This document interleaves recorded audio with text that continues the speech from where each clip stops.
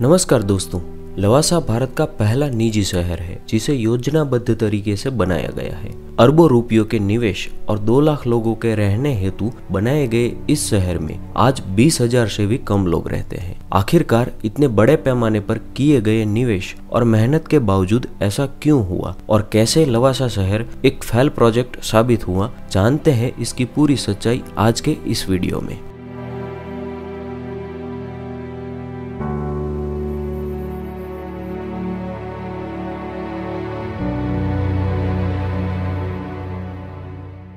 आज से करीब 18 से 20 साल पहले हिंदुस्तान कंस्ट्रक्शन कंपनी के मालिक अजीत गुलाबचंद ने एक प्राइवेट सिटी बनाने के बारे में सोचा। ये निजी शहर इटली के पोर्टोफिनो से इंस्पायर था। इस शहर को बनाने के लिए महाराष्ट्र के पुणे के नजदीक वेस्टर्न घाट का एरिया चुना गया। साल 2000 में HCC ने all blue lake resort company शुरू की, जो इस पूरी परियोजना पर काम करती थी। बाद में इस कंपनी का नाम बदलकर लवासा कॉरपोरेशन कर दिया गया।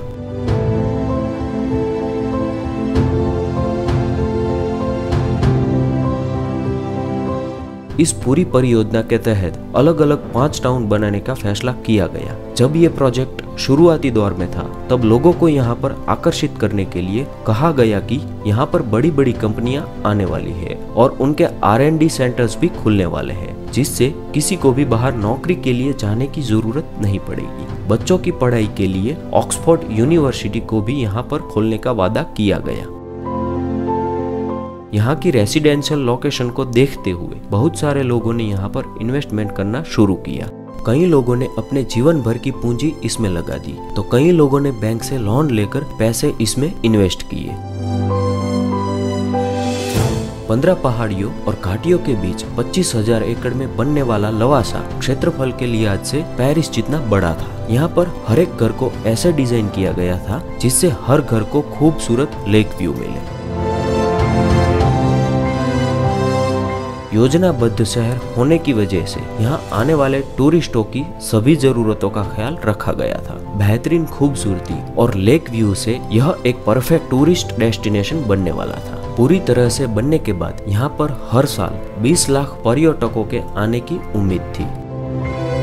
शुरू में लवासा की कुछ रेसिडेंशियल प्रॉपर्टी बनकर तैयार हुई और इसे देखकर काफी टूरिस्ट भी यहाँ पर आने लगे, तो लोगों को लगा कि यहाँ पर इन्वेस्ट करना बिल्कुल सही है। लेकिन ऐसा नहीं हुआ। लवासा में कुल 5 टाउन बनने वाले थे, जिनमें से एक भी टाउन पूरा नहीं हुआ। उनमें से भी कई बिल्डिंगें आधी अधूरी छोड़ी गई, जिनमें अभी भी कुछ काम नहीं हो रहा। जिन लोगों ने अपनी जिंदगी भर की सेविंग्स यहाँ पर डाली थी या बैंक से लोन लेकर यहाँ प्रॉपर्टीज खरीदी थी, उन लोगों के मन में भी यही सवाल था कि ये प्रोजेक्ट आखिरकार पूरा होगा भी या नहीं। लवासा को बनाने की जो प्लानिंग थी, उसके अनुसार वहाँ काम नहीं चला और हिल पैराडाइज कहलाने वाला ये टाउन फेल होता नजर आ रहा था। तो देखते हैं आखिरकार ऐसा क्यों हुआ।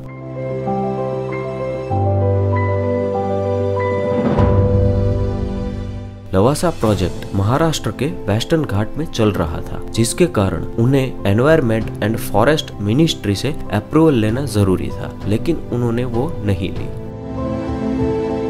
बड़ा प्रोजेक्ट होने के कारण इसमें पॉलिटिक्स का भी काफी इंटरफेरेंस था। पॉलिटिक्स के इंटरफेरेंस के कारण लवासा कॉरपोरेशन ने सारे डिपार्टमेंट से प्रॉपर क्लियरेंसेस नहीं लिए और प्रोजेक्ट का काम शुरू कर दिया। हिल स्टेशन पॉलिसी के तहत वहां पर केवल 2 मंजिला घर ही बना सकते हैं, लेकिन लवासा में 6 मंजिला इमारतें भी बनाई गई। एनसीपी के चीफ शरद पवार की बेटी सुप्रिया सुले और उनके नेफ्यू अजित पवार का इन्वॉल्वमेंट इस प्रोजेक्ट में सबसे ज्यादा था। सुप्रिया सुले और उनके हस्बैंड सदानंद सुले का Yashomala leasing and finance company में स्टेक था। बाद में Yashomala leasing and finance company Lavasa corporation के साथ मर्ज हो गई, जिसके बाद सुप्रिया सुले और सदानंद सुले को इसमें 20.81 का स्टेक मिल गया।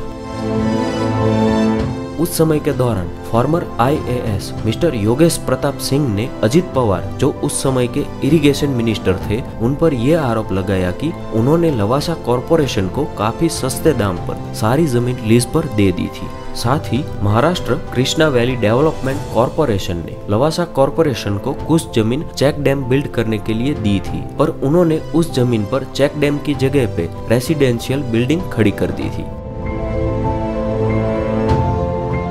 सारी जरूरी अप्रूवल न लेने के कारण एनवायरमेंट एंड फॉरेस्ट मिनिस्ट्री ने लवासा कॉरपोरेशन का काम कुछ सालों के लिए बंद करा दिया। लवासा कॉरपोरेशन अपने नीचे जाने का कारण एनवायरमेंट एंड फॉरेस्ट मिनिस्ट्री को बताता है, लेकिन ये सही कारण नहीं है क्योंकि उन्होंने सारी परमिशंस और क्लियरेंस नहीं लिए थे। इन सब के बाद यहाँ पर लोगों का इंटरेस्ट कम होता गया और लवासा में प्रॉपर्टीज के बायर भी कम होते गए, जिसके चलते लवासा कॉरपोरेशन ने बैंक से जो लोन लिए थे वो भी समय पर पूरे नहीं कर पाया। लवासा कॉरपोरेशन आज बैंकरप्ट है और बैंकों ने लवासा की सारी प्रॉपर्टीज को नीलामी के लिए रखा है।